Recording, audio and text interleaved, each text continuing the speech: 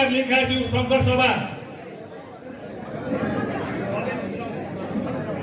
सामान्य पार्टी तर्फका उम्मेदवार विजय सम्मानज्यू तेह्रथुम, सामान्य पार्टी तर्फका उम्मेदवार सुशीला ढकाल आचार्यज्यू झापा, समानुपातिक उम्मेदवार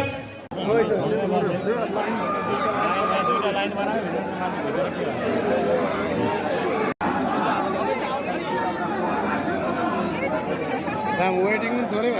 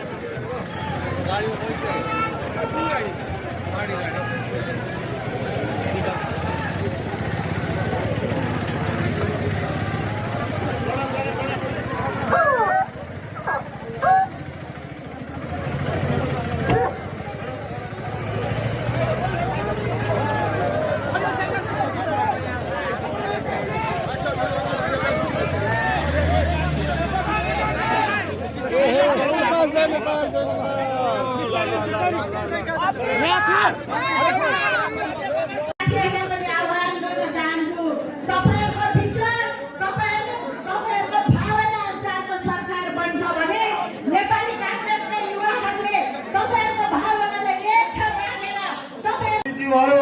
र 28वटै निर्वाचन क्षेत्रका प्रत्यक्षतर्फका उम्मेदवारहरू, त्यसै गरी समानुपातिक उम्मेदवारहरू कोशी प्रदेशबाट यो ऐतिहासिक